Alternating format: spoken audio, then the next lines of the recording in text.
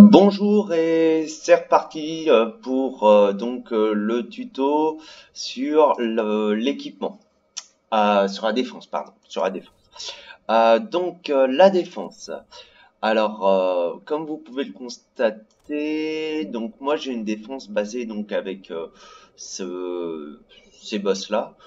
C'est des boss assez sympathiques puisqu'en fait ils infligent des gros dégâts. Ils ont une faible défense, mais ils infligent de gros dégâts et quand ils tapent, ils font souvent des coups critiques. Alors, moi je me suis basé sur un principe de piège à rubis. Qu'est-ce que c'est la technique du piège à rubis? C'est-à-dire que comme vous pouvez voir, j'ai des boss qui vont être que 4 étoiles. Voilà. Et voilà. Donc, comme vous avez pu le constater, ils ne sont que 4 étoiles. Pourtant, j'en ai qui sont bien plus. Vous voyez, j'ai les versions, on va dire, entre guillemets, supérieures. Pourquoi je ne les utilise pas? Parce qu'elles produisent des rubis. Et pour l'instant, comme vous avez pu peut-être le constater, j'ai pas encore de troupes assez fortes, je considère, de façon à pouvoir protéger mes rubis efficacement. Donc, les boss qui sont en 4 étoiles comme celui-là ne produisent pas de rubis. Ce qui fait que moi je suis un piège à rubis, c'est-à-dire que les joueurs m'attaquent en pensant que je suis faible, que je n'ai que des boss 4 étoiles, donc ça devrait passer, ça doit être dans les mêmes eaux au niveau de mon équipement offensif, et ce n'est pas le cas. Donc je les attends de façon à ce que, en plus, comme c'est des boss qui font pas mal de dégâts quand même, même s'ils ne sont que 4 étoiles, ils peuvent, certains joueurs arrivent même à perdre. Mais donc, le but c'est de voler leurs rubis, d'attirer les gros en fait, les gros joueurs, puisque ces boss font assez peur quand même aux petits joueurs. Donc c'est généralement des gros joueurs qui viennent m'attaquer et comme ça je vole leurs rubis. Voilà, donc comme vous avez pu voir aussi, le petit conseil que je donne, c'est de tout regrouper en un alignement. Voilà, donc tendance élémentaire, hein, ce qu'on appelle une tendance élémentaire.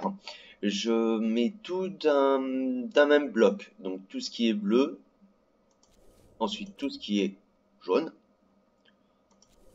et tout ce qui est rouge.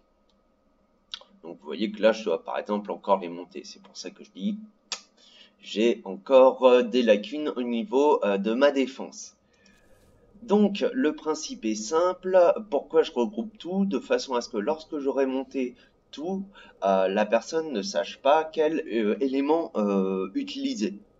Parce que une vague va faire que, bien évidemment, ça va être gênant pour lui s'il tombe sur la vague qu'il n'aime pas. Certes, il va m'en détruire une assez facilement, mais l'autre, malheureusement, elle sera anti son alignement. Voilà, j'ai pas besoin de vous préciser bien évidemment que voilà, chaque élément se neutralise, hein. Ça vous l'avez sûrement compris. Voilà, donc alors pour les troupes, moi j'utilise pas mal les démons. Les démons c'est assez pratique parce que ça fait des belles combos. En plus c'est beau lorsque ça combat. Ça tape plusieurs fois, ça fait des coups critiques assez sympathiques. La défense par contre est assez faible. Mais le but, c'est quand même d'avoir des troupes qui puissent appuyer le commandant.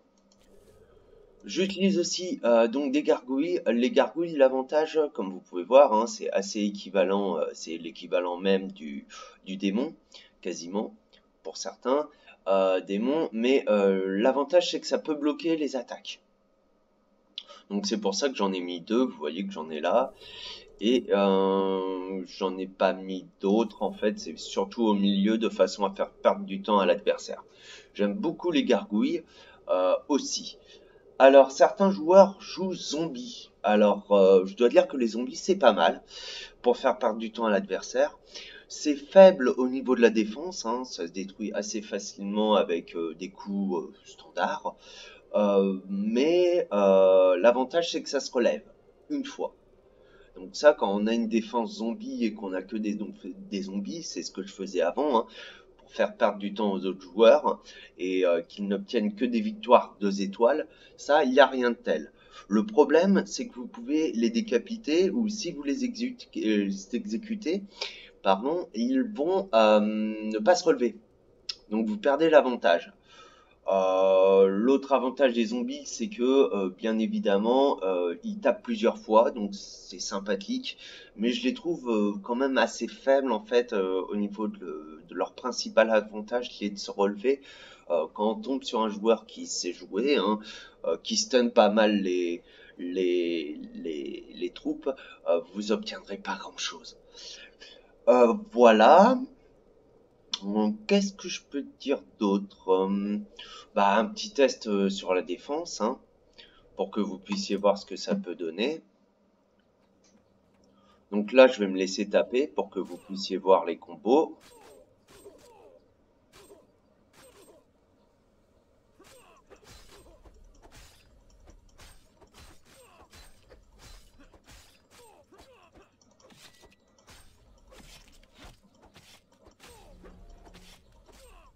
Alors, je fais exprès de ne pas utiliser de compétences, hein, de façon à bien vous montrer qu'avec de simples coups, on peut détruire des, des troupes normales.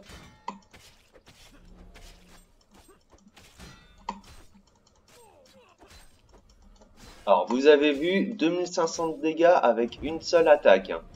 Il m'a fait bien mal. Et pourtant, il n'est que 4 étoiles. Ça prouve qu'en coup critique, il peut donner. Mais vous voyez, au niveau de la défense, c'est assez faible.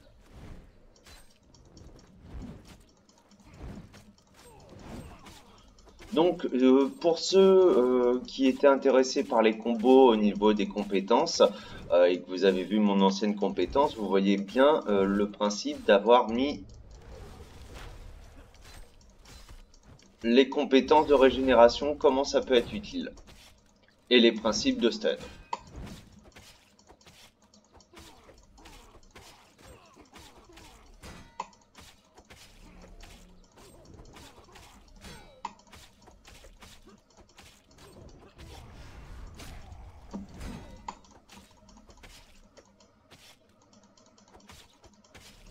Voilà, hop. C'est pour ça en fait que j'ai aussi utilisé pour contrer en fait les défenses par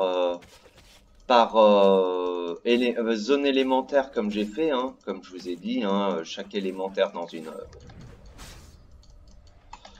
zone. Je me suis amusé en fait à mélanger les éléments de mon inventaire. Donc voilà, vous avez pu voir que j'ai régénéré quand même pas mal, hein. Ça a bien tenu, hein. Ma défense, elle a quand même été relativement sympathique. Voilà, si ça peut aider certains, n'hésitez pas à poser vos questions si besoin est, et puis je vous dis bah, une prochaine fois. Allez, à plus!